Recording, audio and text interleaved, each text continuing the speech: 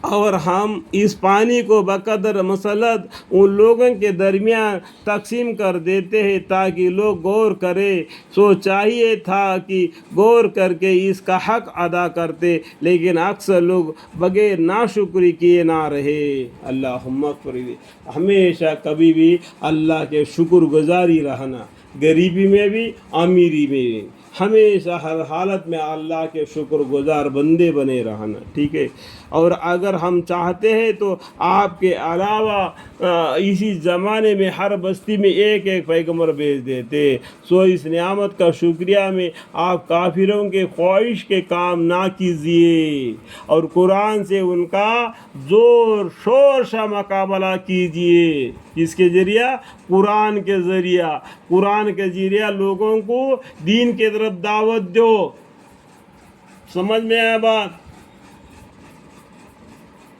اس نعمت کا شکریہ میں آپ کافروں کے خواہش کے کام نہ کیجیے اور قرآن سے ان کا زور شور سے مقابلہ کیجیے. آگے پھر توحید کا بیان ہے اور وہ ایسا ہے جس نے دو دریاؤں کو صورت ملایا، جن میں کا ایک کا پانی تو شیرین تلخی بخش ہے اور ایک کا پانی شور تلخ ہے.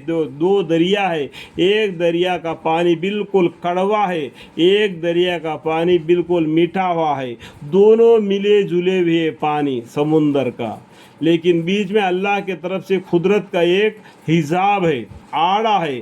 کبھی کھارا پانی میٹھا پانی میں نہیں مل سکتا اور میٹھا پانی کھارا پانی میں نہیں مل سکتا، یہ آپس میں ملا ہوا ہے. ٹھیک ہے. تو یہ دنیا میں چلو پھرو تو معلوم پڑ جائے گا. ٹھیک ہے. اور ان کے درمیان میں آپ نے قدرت سے ایک حساب اور ایک معنی قوی رکھ دیا. اور ایسا ہی جس نے پانی سے یعنی نطفہ سے آدمی کو پیدا کیا، پھر اس کو خاندان والا سسرال والا بنایا. دیکھو انسان کو نطفہ سے پیدا کیا، اس کو جوانی دے دیا، جب اس کو شادی کر دیا تو اس کو سسرال والا بن گیا. جب اس کو بچے پیدا ہو گئے تو وہ بچے والا ہو گیا، اور اس کو بچوں کو شادی کر دیا تو لڑکی کی طرف سے نانا بن گیا، لڑکے کی طرف سے دادا بن گیا، خاندان والا بنا دیا. اور آئے مخاطب، دیکھو ہمارے پیغمبر صلی اللہ علیہ وسلم کا نام انڈائریکٹ میں، اور آئے مخاطب تیرا پروردگار بڑی قوت والا ہے، اور باوجود اس کے یہ مشرک لوگ ایسے خدا کو چھوڑ کر جن چیزوں کی عبادت کرتے ہیں جو نہ ان کو کچھ نفع پہنچا سکتی ہے اور نہ ان کو کچھ ضرر پہنچا سکتی ہے. اور کافر تو اپنے رب کا مخالف ہے. مخالفت میں کیا ہے؟ الٹے ہے.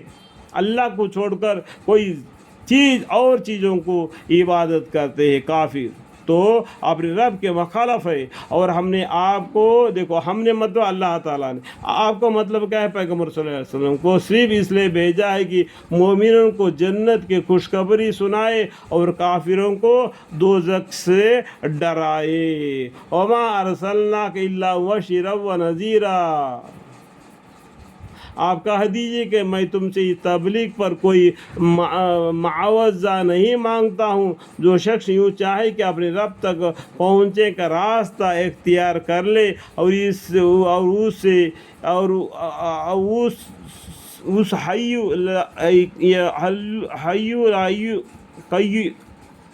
اس حی لا یموت پر توکل رکھے اور اطمینان کے ساتھ اس کی تسبیح تحمید میں لگے رہے.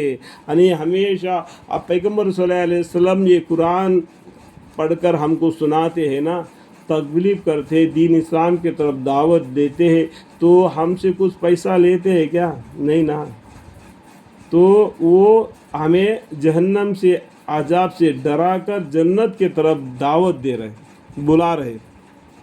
اور یہ حی یا قیوم کی طرف، ہمیشہ زندہ رہنے والی ذات اللہ کی ذات ہے، اس کی طرف بلا رہے، یہ توکل رکھتے ہیں اور اطمینان کے ساتھ اس کی تسبیح و تحمید میں لگے رہے. یعنی اطمینان کے ساتھ پورا دنیا کی زندگی تو ہمیشہ رہنے والی ہے، تو وہ تو دنیا کی زندگی میں بشر کرو اور اطمینان کے ساتھ اللہ کا بھی ذکر کرتے رہو تو آخرت میں وہی کام آئے گی. دنیا کا زندگی یہی کا یہی رہ جائے گی کہ خالی ہاتھ آ گیا خالی ہاتھ آ گیا. یہ بولتے ہیں لوگ، غلط بولتے ہیں، جھوٹ بولتے ہیں. خالی ہاتھ نہیں آیا، وہ اپنے مقدر ساتھ میں لے کے آیا. خالی ہاتھ نہیں گیا، نام عمل ساتھ لے گیا. یہ صحیح بات ہے. کل قیامت کے دن پورے انسان 3 طرح کے ہو جائیں گے. ایک تو مقربین، دوسرا دہنے ہاتھ والے، تیسرا بائیں ہاتھ والے. اللہ تعالی ہمیں اور آپ کو سمجھنے کی توفیق عطا فرمائے. آمین.